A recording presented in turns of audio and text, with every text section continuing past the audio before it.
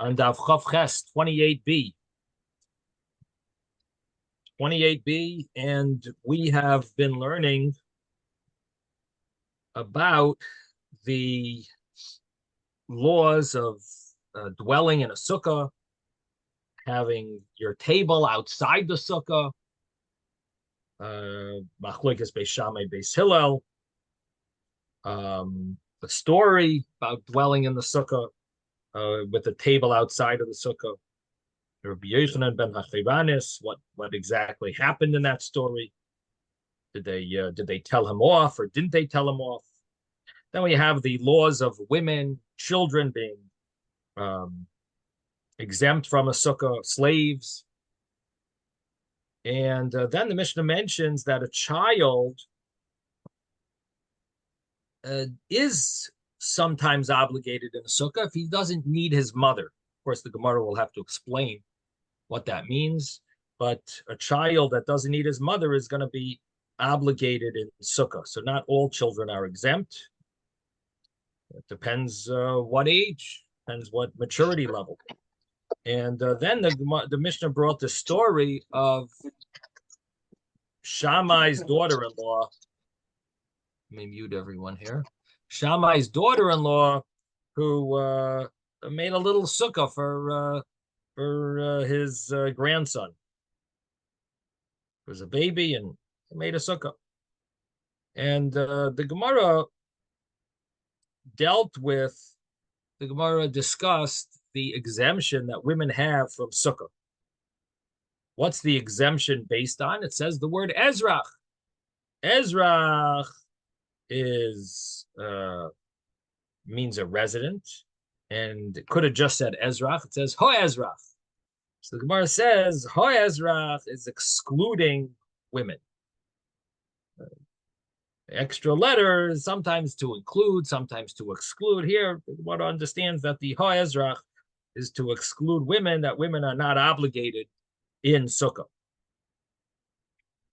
And the Gemara was not so comfortable with that because we do have another set of laws where ho-ezrach includes women to be obligated. And you have to decide, can't dance at both weddings. You can't claim the ho-ezrach is including women, ho-ezrach is, then also say ho-ezrach excludes women. You have to decide, does the extra hey, is that to add? Is the extra hey to exclude? What does ezrach mean without the hey? Does ezrach itself normally include women? Or does ezrach normally exclude women with the word ezrach itself? What is a resident? So the Gemara is bothered with this contradiction because with regard to the laws of the laws on Yom Kippur, fasting, and Tanuas Nafshe Seichem, Ho-ezrach v'hager hagar b'seichechem, right? So it mentions the word ezrach by Yom Kippur, and there we include women. So the Gemara answers, Rabbah says that really one of these is correct. It either means to include or to exclude, not both. One of them is correct. And the fact that in another place we're going to use it the opposite way is because it's a halacha l'maisha Sinai to teach us this extra law. But it's not because one time we want to use it this way, one time we use it that way. No, there is a set rule. There's a policy what ho-ezrach should mean. Does the hey come to include? Does the hey come to exclude? Is it including? It comes to include women, and it comes to exclude women. There is a policy. There's a rule how it's supposed to be done, how it's supposed to be taught, deduced. However, there's also a halacha l'maisha Sinai in one of these two cases, and that's really the source of why we're gonna understand the opposite way of the norm, that ho-ezrach is not going to be translated as to teach us the normal understanding. Rather, it's going to be used to teach us something else, because then we have halacha l'maisha Sinai, a law transmitted from Hashem to Moshe at Har Sinai and passed down, that this is a special law over here. And the only thing that Rabbah doesn't tell us is which one is which. So the Gemara asks, so which one is which? What is the correct way of ha'ezrach? And what is the other law that's learned from a halach al Moshe Sinai? So the Gemara says,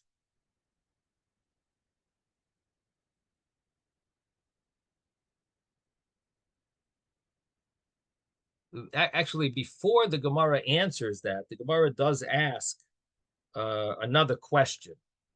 The Gemara says that there's also, besides this ha'ezrach, in both of these cases, there is a logical understanding of what the halacha should be, even without the ha'ezrach. By Sukkah, there's a very good reason why we should say that women should be exempt. By Sukkah, you want to tell me women are exempt? I would assume anyway that they're exempt. I need a ha'ezrach to tell me that. I know that they're exempt. I need a halacha l'moshe Sinai to tell me that.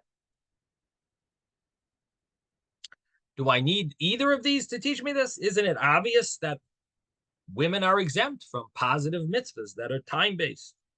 The same thing as Yom Kippur.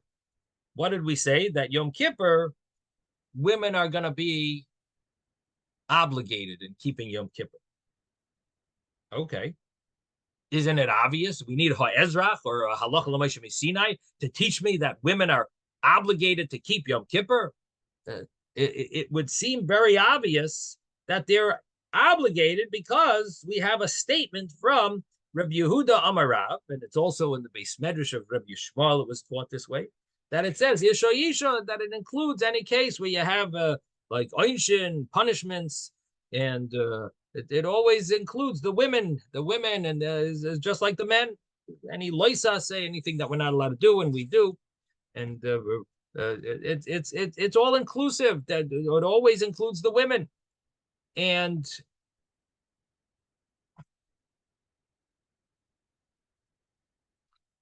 so, do we really need a word ha'ezrach, or do we need a halacha l'moshe Sinai? So these are the two questions that the Gemara is bothered with. And on these two questions, we've got Abaye's answer and Rava's answer about Sukkah. That Sukkah, even though Sukkah is seemingly a case where women should be exempt, but each Abaye and Rava come up with reasons why maybe they should not be exempt. Abaye comes up with the reason that it says, Teishvu ki ein toduru. You got to dwell in the sukkah like you normally dwell in your house. And if that's the case, then a woman would need to dwell with her husband in the sukkah. The husband needs his wife in order to dwell properly in the sukkah. So seemingly she should be chayiv. So there's reason to say that the regular rule that women are exempt from positive commandments that are dependent on time, that rule is pushed off when it comes to sukkah, because there's another rule of sukkah that Peshu came to duru, that that people are supposed to dwell in the sukkah the proper way they would dwell in their house. And that would mean that a husband and wife should be in the same room. And therefore a woman should have to come to the sukkah. So there's reason to say that we don't use that regular rule of exemption for women, that any positive mitzvah exempts women. No, we don't. There's reason to say we wouldn't say that. And that's why here, so what does that mean? So that's why here you either need a halacha l'moshe Sinai or a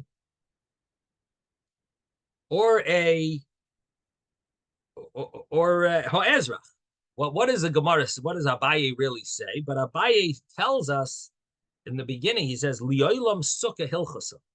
Really, sukkah is the halacha l'moshe Sinai. So he clarifies that sukkah, he's answering two questions.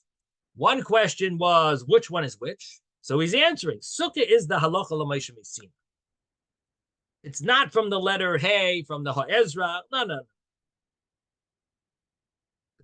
It's not that we're excluding. On the contrary, Ha'ezra should really include women. But we have a halacha l'Moshe Sinai that exempts women. And on the other question of women, I need a halacha l'Moshe Sinai to exempt women? No, I shouldn't need a halacha l'Moshe Sinai. I have a regular rule that women are exempt. He says that regular rule doesn't work. The regular rule wouldn't apply because there's Teishru Kain Tadur. You got to dwell in the sukkah the way you dwell in your house. Women should be obligated in sukkah. But there's a halacha l'Moshe Sinai. We have a tradition given to Moshe that women are exempt. So from the word ha'ezrach, we actually should include women, that they should be obligated. From the law of women are normally exempt from sukkah, we would say maybe here they're not exempt because Teishu Kain Taduru, they got to dwell with their husbands. But the husband needs to dwell with them. But the halacha l'Moshe Sinai exempts them. So that's Abaye's take on it. What does Rava say? Rava says that there's reason to obligate women, even though it's a positive commandment that's dependent on time. There's not because of Teshvu Kien Taduru, like Abaye said, but for a different reason. What's the other reason? The other reason is Chamisha Asar. We have a Gzeira Shava. We have a word that it says here, and it also says that same word regarding other halachas. And because of that, there's reason to say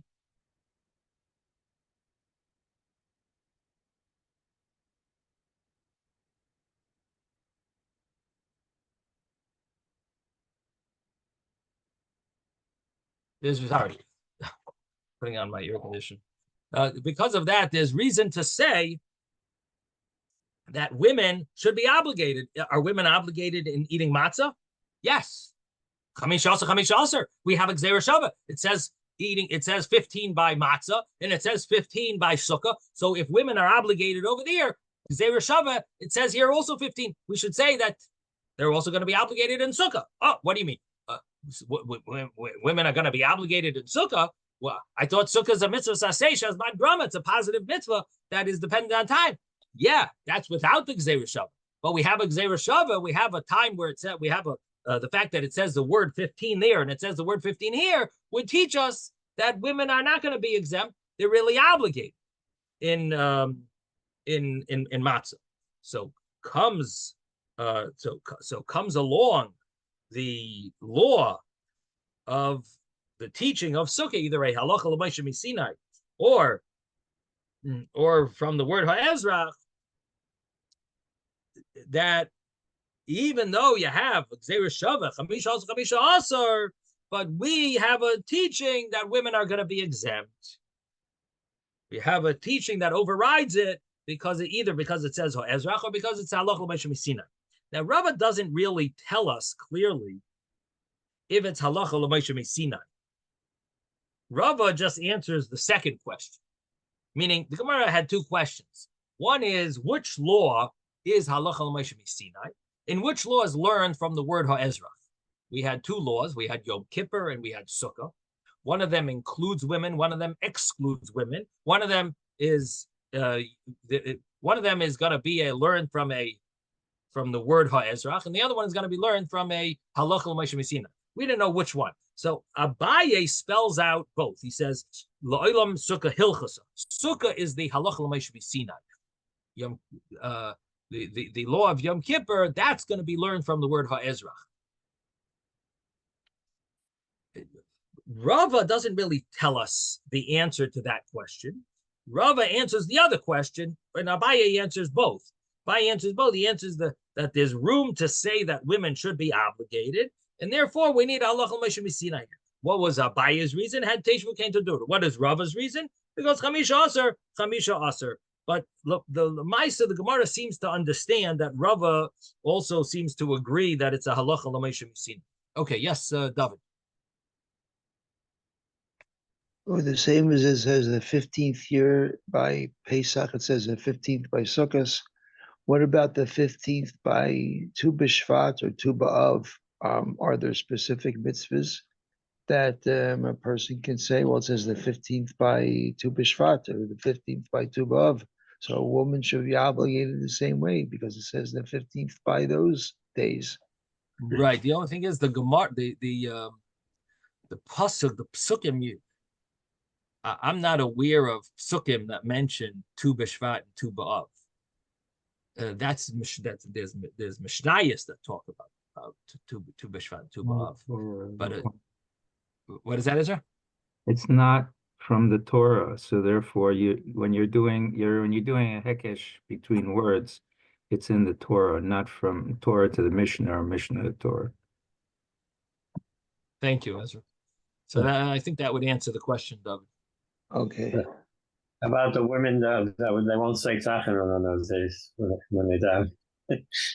Wait, say that again. The women won't say tachanun when they daven on those days. Women don't say tachanun? I'm saying men don't say. We don't say tachanun either. So nobody says it. Right. So also the women won't say it if they're davening. In other words, Victor's asking you, David, what do you want to exempt women from or obligate women on doing on the 15th of Av or the 15th of Tu B'Shvat? Like, what mitzvah are you thinking they should have to eat matzah? Well, I'm putting out there the idea, and I'm just wondering what mitzvahs are there. Right. Yeah.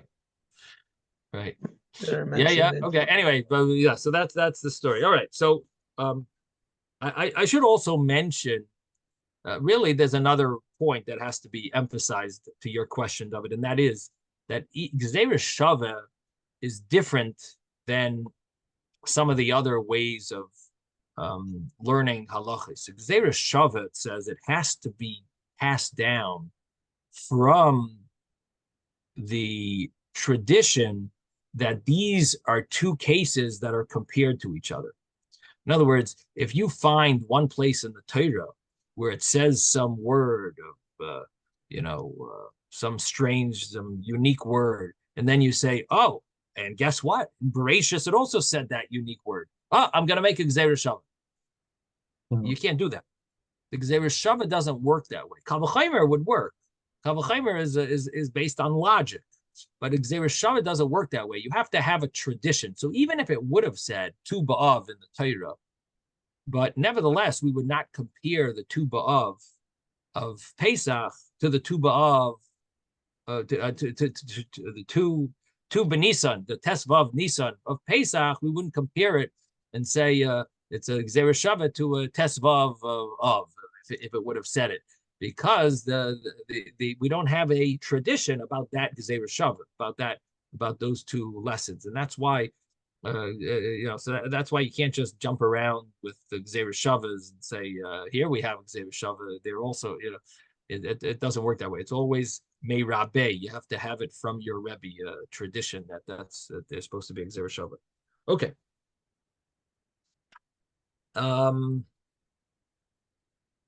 So we just went over Abaye and we went over Rava.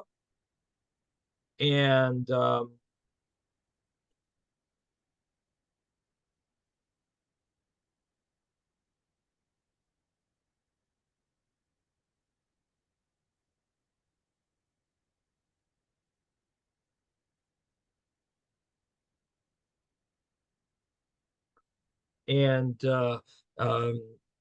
Gemara now says that now that we say Sukkah is a halacha l'maisha Sinai, what do we need the pasuk? Actually, I think this is where we got up to. So we're going to do this inside. Vihashta.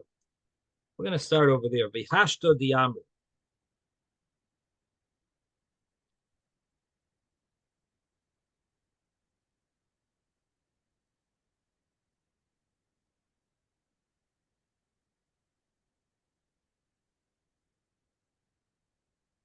So we are 7 lines from the top of the page, or 8 lines 8 lines from the top of the page on page 28b. And we've just basically answered our questions about the contradiction of ha'ezrach. One place it seems to include it, the other place seems to exclude it.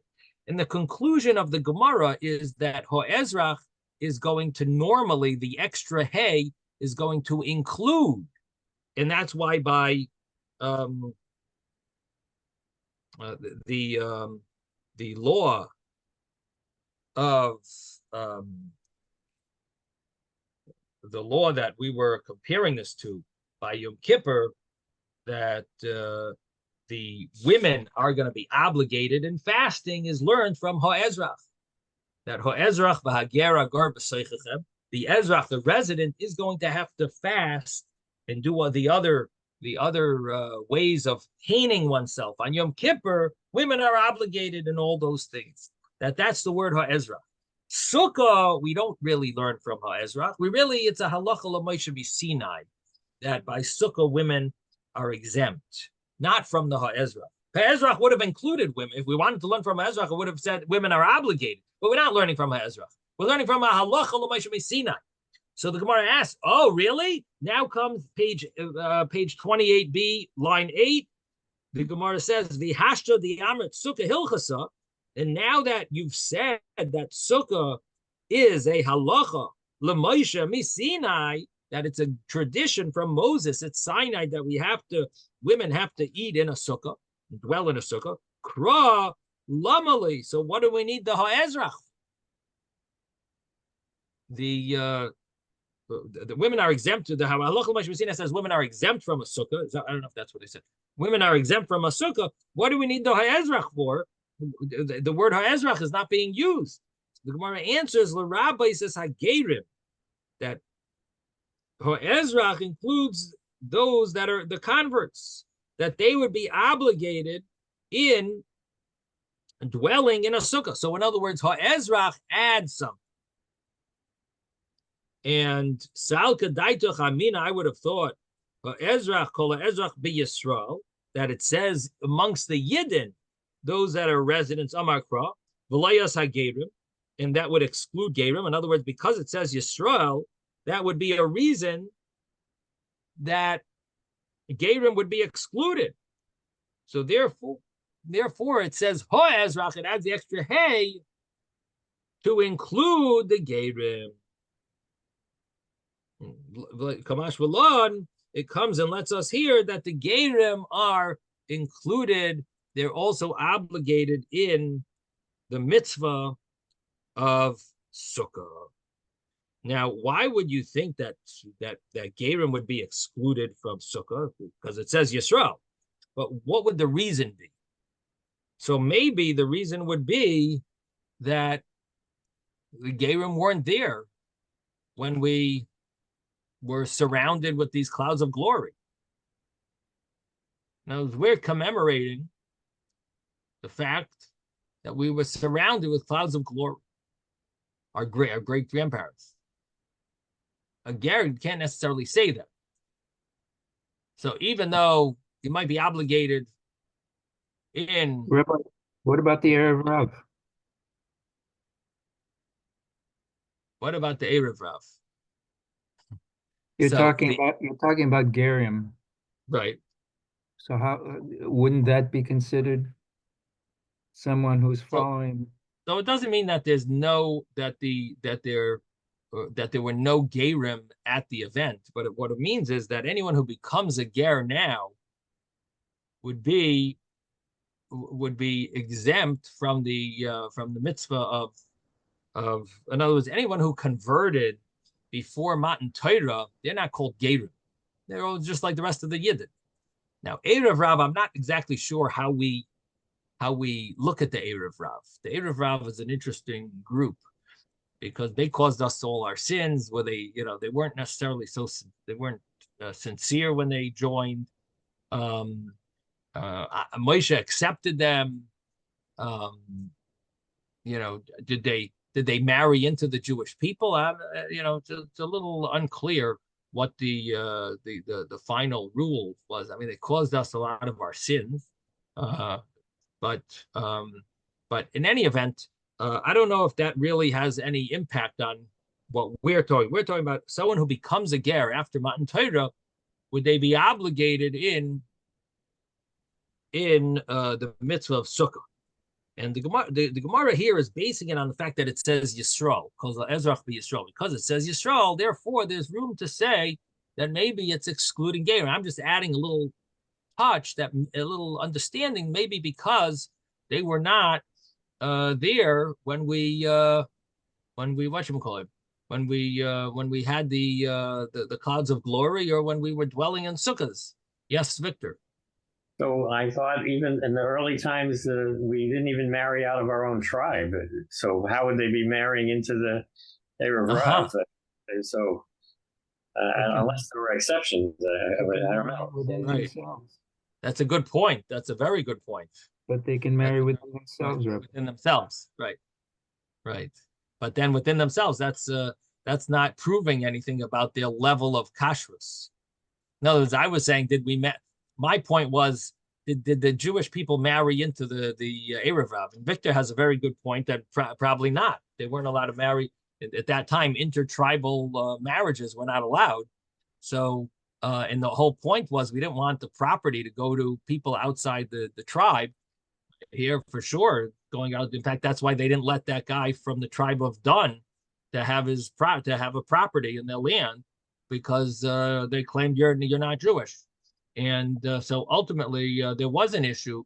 So if they didn't, my point was that the Erev Rav, I mean, I'm not really sure how we look at them, if we look at them as Jewish or not. But again, it's not really applicable to this. That's just an interesting discussion on its own.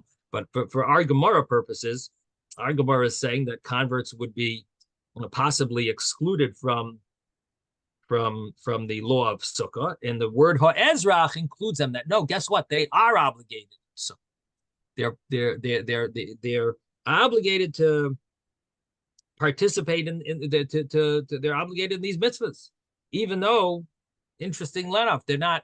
It's not really a commemoration of their dwelling in these sukkahs. It's a commemoration of the fact that they're part of the Yidden, and the Yidden dwelled in sukkahs, or in with the clouds of glory.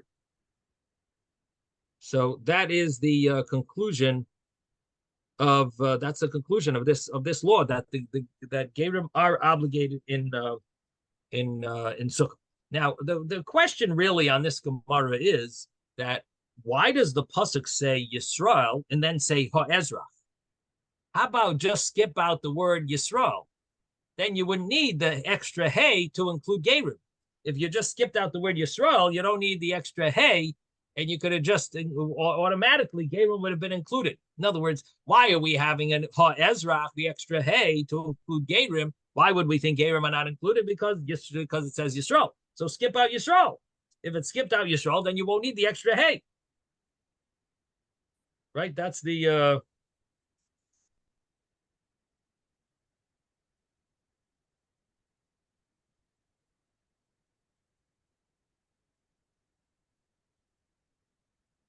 So the thing is that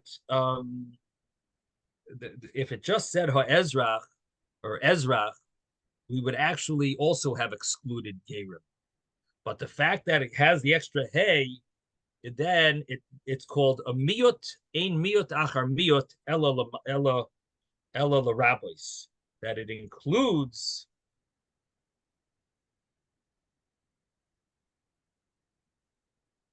Gerim. In other words, if it just said if it just said Ezra, that's an interesting. Or it just says Yisrael, that would have been a problem. No, Ezra and Yisrael includes causes us to. We need both in order to include Gerim. That's the one of the commentaries that brings that down. Okay, so then the Gemara continues and says that Yom HaKippurim, the law of Yom Kippur, Midirav Yehuda Amarav Naf, we can learn it from Rabbi Yehuda, in the name of Rab's statement, we could learn out that the women are obligated on Yom Kippur because of the law of Rabbi Yehuda Amar Rab. What does he say? It says whatever it says, Isha, which it really mentions the Isha talks about when a person swears falsely after he stole and he claimed he doesn't owe anything, and he really did owe it. He stole it.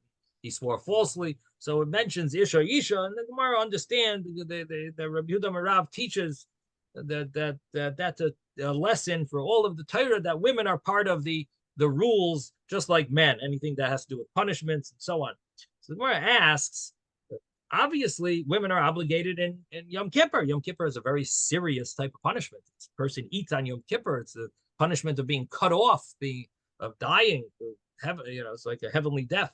So Gemara asks, so what do we need? The fact that it says ha'ezrach, is that really going to? We need that to include women? So the Gemara answers, actually not.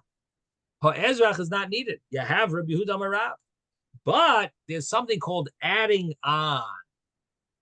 Lo nitzracha, it's not needed. Ela l'toisefes inoi. That there's an extra, there's extra time that's added on to the fast of Yom Kippur. And you're supposed to fast a little extra, in other words, add on time when it's still day. Moisef michoylal ala kodesh, you add on from the mundane to the holy, and so we add on before Yom Kippur, and we also add on after Yom Kippur. So salka daita chamina, it would have gone up in your mind to say,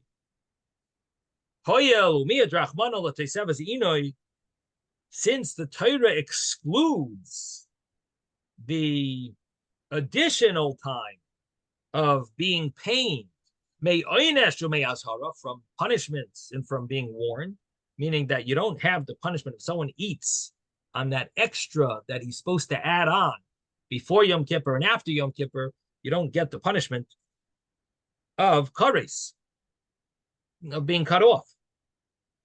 So because there's no punishment, so therefore you would say that maybe women should be exempt from the add-on of Yom Kippur and of before and after. So so I would say that women would not be obligated in the add-on at all. Kamash Balan. So the Brisa comes and lets us hear that women are going to be obligated in this additional time that's added on to Yom Kippur. Now,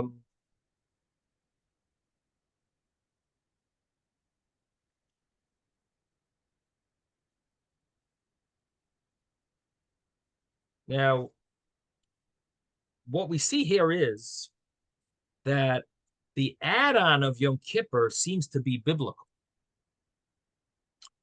And this is, of course, a source for adding on to Shabbos as well.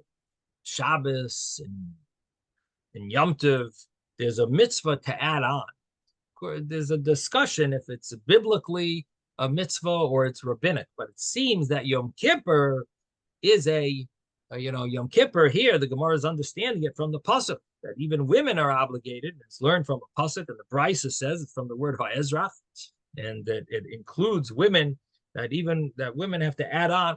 That's why if you look at these manim, many of the charts that talk about that add on to you, that many of the calendars that have the times for candle lighting, and so on Yom Kippur, some of them write what time candle lighting is. On Yom Kippur, they write the same time for candle lighting is when the fast starts.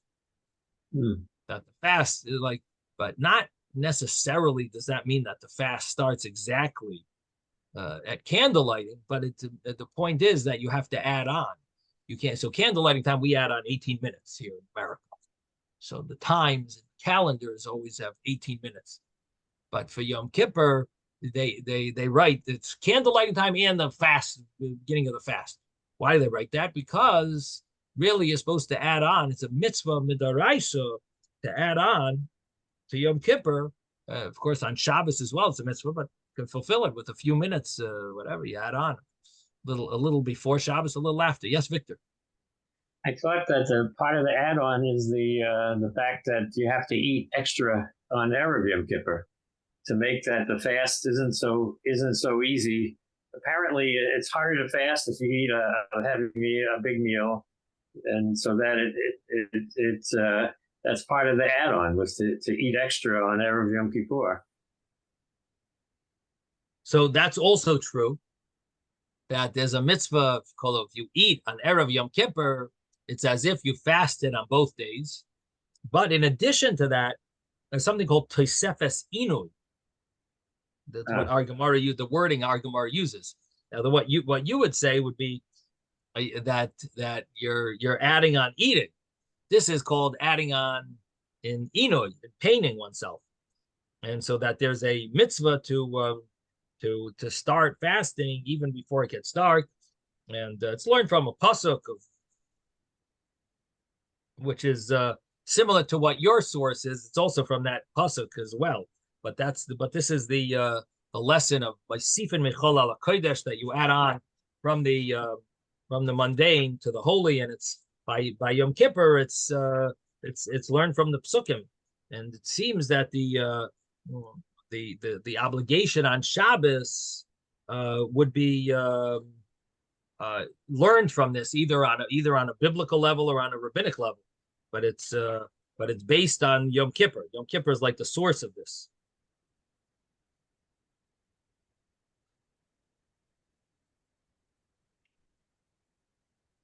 So the next little piece over here, Amar Mar, Master said, Kol, that it says Kol Ezrach Yisrael Yeshu B'Sukkos. L'Rabbi says Aktanim. This includes children. So the Gemara says V'Tanan Noshim V'Avodim Aktanim Durim Minasuk. Didn't our Mishnah say that children are exempt? It said women, slaves, and children are exempt. Now we said that Kol is L'Rabbi says Aktanim. We said Kol when it says the extra word Kol Ezrach, that L'Rabbi as Aktanim, right? The Gemara brought a brisa.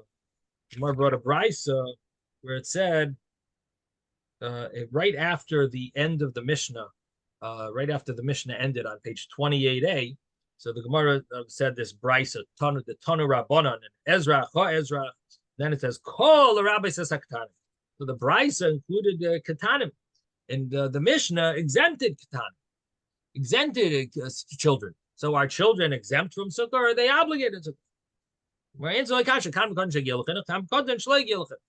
It depends. Their Kol includes Katanim. That's Katanim that are Higia L'Chenuch. They've reached the age of education, and the where it says they're exempt is where they didn't reach it. Katan Shegia L'Chenuch Midrabananu, Mara asks, that child that reaches the level of chinuch, of education, that's only that's rabbinic. And here we're learning from a pasuk, Kol. The rabbi says, so my answer is midrabanan. Really, it's rabbinic. Cross machta b'yalmud.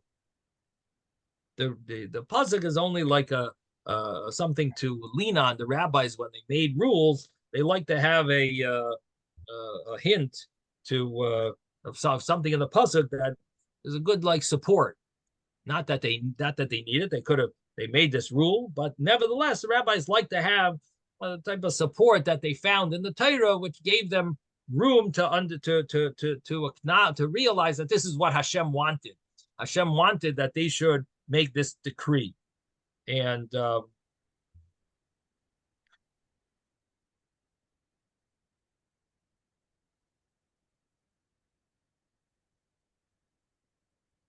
And so the real source is not the word koil. It's really it really is the fact it's a rabbinic decree. Koil is just a something to lean on. So what's the question now? So what should we be asking on this piece? So then what do you use the word koil for? If koil is not really the source that children are obligated, it's really rabbinic. So then why does it say koil, right? That's the question that you got to ask. So Rashi is bothered with this, and Rashi answers this question. Rashi says, ukra, if you look on the side of the Gemara, Rashi has this question. He says, ukra le Rabbi Eliezer Kedisle, that Rabbi Eliezer says the reason why it says the word koil is according to Rabbi Eliezer, according to his opinion, Kedisle, like he holds, le Rabbi's Gershon Eskayer Beit Tayim, Koden Shegodol Beit Tayim, that even though Rabbi Eliezer held that you can't make a sukkah in the middle of sukkahs, you have to have a sukkah of 7 days, but he did exempt that. He said that if you make the sukkah, if a child becomes an adult, what is going on? What? That a child that becomes an adult in the middle of sukkahs, or a person converts in the middle of sukkahs, even though they're not going to have a sukkah for 7 days, nevertheless they're going to be obligated in building a sukkah, and they make a sukkah and it's kosher. It's a kosher sukkah according to Rabbi Eliezer. So that's what it means. Koil includes that. And what do the rabbis use the word koil for? They use the word koil that kol Yisrael ru'uyan leishe b'sukkah achas, that all Yidden can dwell in one sukkah, and that you're allowed to use a sukkah she'ula, a borrowed sukkah. You're allowed to use a borrowed sukkah. That's what the rabbis use. So again, our Gemara initially thought we're learning from the word koil to include children that are higiyah l'chinuch. The Gemara answers that no, children higiyah l'chinuch is rabbinic. And so what is the word koil used for? Rashi tells us that if you remember the previous Gemara, there we had two different opinions what the word koil is used for, and that's really the answer, that koil is used for those things, and therefore there is a lesson, there's a teaching that's learned from the word koil, and it's here where we're talking about chinuch. This is rabbinic. This is a rabbinic obligation. The rabbis did feel that they had a hint in the Torah to their new law that they're obligating everyone. Chinuch, they did see a hint to it with that it said kol ezach v'Yisrael yeshu b'sukkos. Okay, now comes the next little piece of Gemara. Koton she'enoi tzarech le'imoi, a child that doesn't need his mother is obligated in sukkah, which basically means a katan shehigiyah l'chinuch, right? He doesn't need his mother. He's obligated in sukkah. So the Gemara says, "Heichi dami katan she'enoi tzarech le'imoi." What does that mean? That he's a child that doesn't need his mother. So Amri Dvei Reb Yanai, the Beis Medrash of Reb Yanai says, a child that doesn't need his mother is called shenifna ve'ena imai mekanachtoi. That the child that doesn't need his mother means he doesn't need his mother to clean up, to wipe him after he goes to the bathroom. That's the age that a child is obligated in sukkah. Reb Shimon ben Lakish Amar, Rish Lakish says, Kol sheneir mishnasai ve'ena karei ima. Anyone that wakes up from his sleep and he doesn't call to his mother, that's called he doesn't need his mother. There's a lot of children, when they wake up, they're crying and they're asking, Mommy. So any child that wakes up, he doesn't do that, that's called an adult regarding the laws of sukkah, meaning he's going to be obligated, he's mature enough to be obligated in sukkah. And the logic behind it is, right, he's going to be sleeping, this child is going to be sleeping in the sukkah. His mother's not going to be there. She's exempt, right? So the logic would be that would mean that this child would be obligated in sukkah, because these guys, they actually going to be sleeping in the sukkah, and the mother is not going to be there, and the child will call to his mother. So if he wakes up, he doesn't call his mother. That means that he's mature enough to be obligated in sukkah. So I'm just sharing with you logically. It's understandable why that would be mature enough to dwell in the sukkah. Now the Gemara asks that Gedolim Nami Karu or Ima Gedolim Nami Karu. Even older children that they call mommy. They want their mother. So what does this mean? Children that they don't need her, they also say mother. So the Gemara answers, Ella kol shenem beina kari ima ima. The child, he says, mommy, mommy. If he doesn't say mommy, mommy twice, that means he doesn't really need her, because even older children who don't need their mother, they still say mother. So therefore, the Gemara says it must mean that he's like more kvetchy and saying it twice. If he says it twice, that means he really still needs her. So anyone above that age would be obligated in dwelling in the sukkah.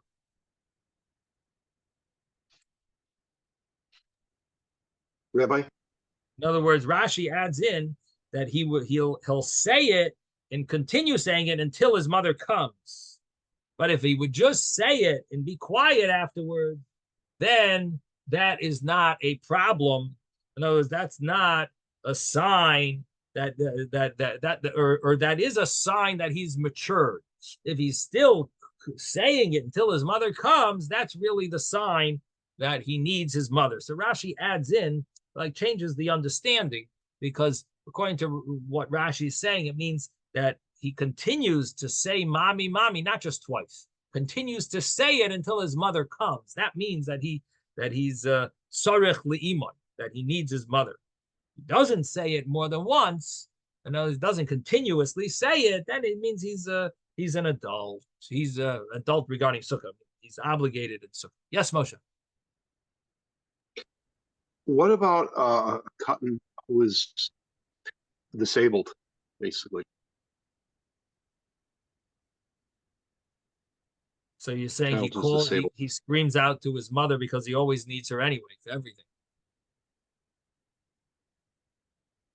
Yeah, I mean, seemingly he might be exempt from sleeping in the sukkah. So he needs his mother. I mean, I would think he might fall into the category. I guess you'd have to ask a Rav, but I would think that he might fall into the category of a chayla.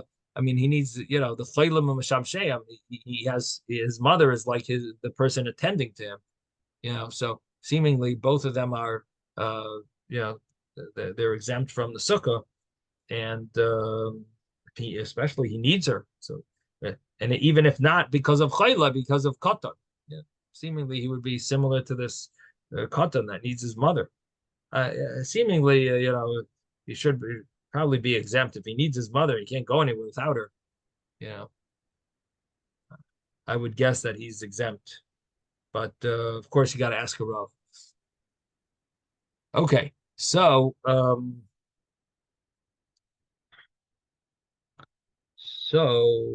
went up to the next Gemara. Ma'isa v'yolda kalasa. So the Mishnah had brought a story, and the story was that Beis Shammai made like a sukkah for their top of the bed of this child, of this baby. So the Gemara says, Ma'isa listar. This story proves wrong the previous halacha that it said in the Mishnah.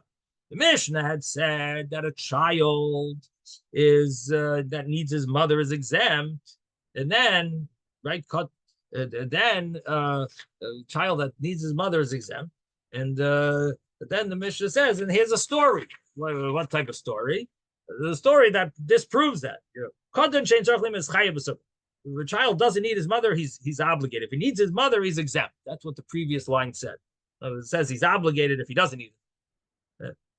Then it says the daughter-in-law of Shammai gave birth, Yolda, and what did Shammai do? He makes a sukkah. I thought you just said he's exempt. It was Maisa Listor. The story disproves what we just said.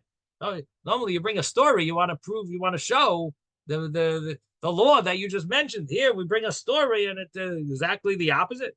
Really, the Mishnah is missing words, which not all commentaries say it means literally. They say it means that the Mishnah expected you to understand the like behind the scenes, that there's another in between the lines. There's sort of like a sentence that you have to add in. There's little add-ins that you have to add in. Mishnah was written in a very cryptic way, in a very shorthanded way, and the Chasurei Mesra, so it's missing. This is what it meant to teach, or this is what it meant to say. The Shammai Machmir, and Shammai was Machmir.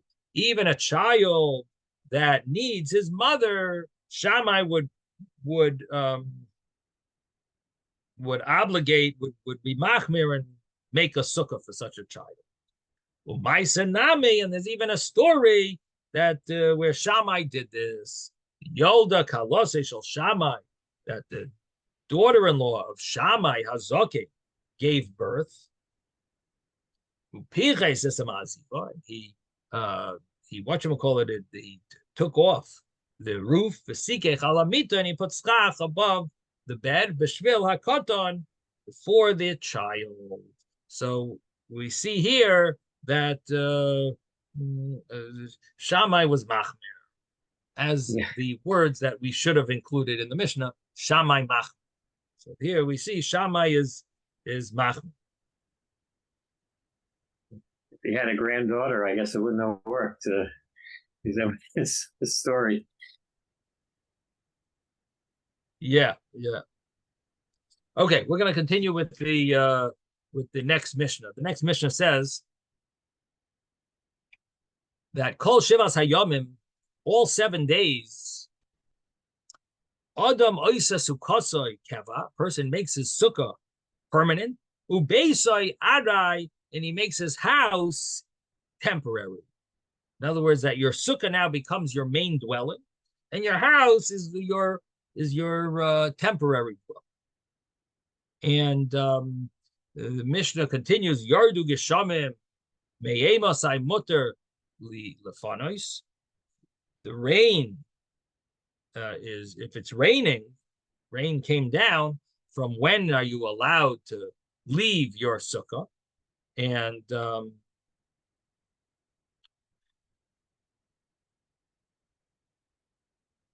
Mishnah says, Misha Tisrach HaMikvah, when the mikvah, which is the dish that's gets rained, when the food, the dish that they had, a mikvah is a type of dish, cooked food, and when it gets ruined in the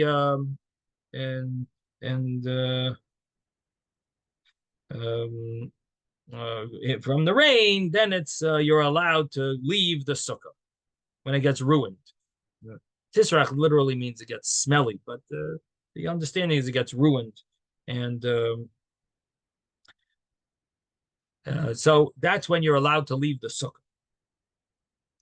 Mashlu mashal, they gave a parable that Lama hadavar daima, what is it similar to when it rains on sukkahs? A servant that comes to pour a cup to his Rebbe, the shavach loy kitain al panav, and his Rebbe pours him back, or spritzes on him a big container, a barrel on his face.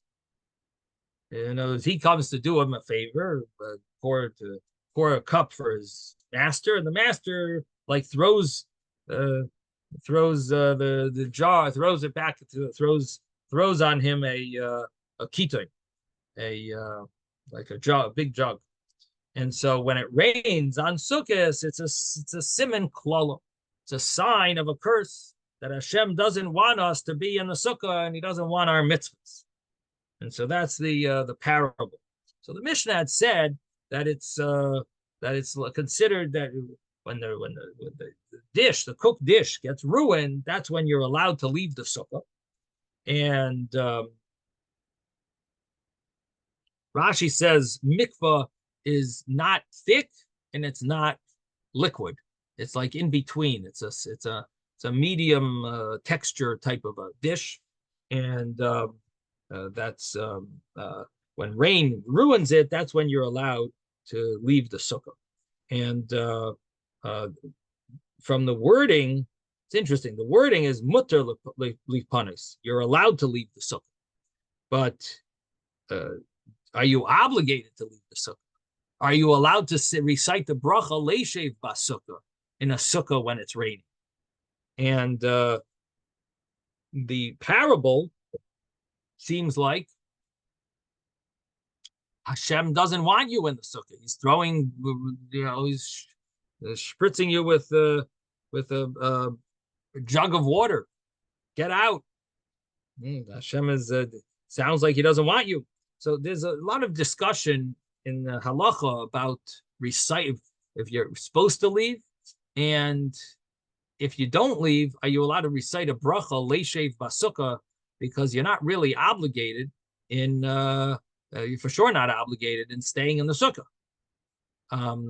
But it's brought down from the Talmidei HaBaal Shem Tov. It's brought down that the students of the Baal Shem Tov, that for them, they would say that dwelling in the sukkah is the pain, the tsar of the rain is incomparable to the joy of doing the mitzvah of dwelling in the sukkah. And therefore, if the exemption from rain is an exemption of mitzdayer, of being in pain, and they're not having pain from the rain, because for them it's the spiritual feeling of the sukkah. So therefore, they would say that that you could even say a bracha leishev basukkah. It's brought down in some place can bring such a halacha. Again, it's questioned, but I believe it's Mate Ephraim says you could say a bracha. The Minchas Elazar, who was considered a big paisek among the Chassidim, but he paskened that way, that you could say a bracha leishev basukkah, and it seems that the Talmidei Baal Shem Tov maybe follow that, and they even I know in Lubavitch definitely such a custom not to leave the sukkah when it rains.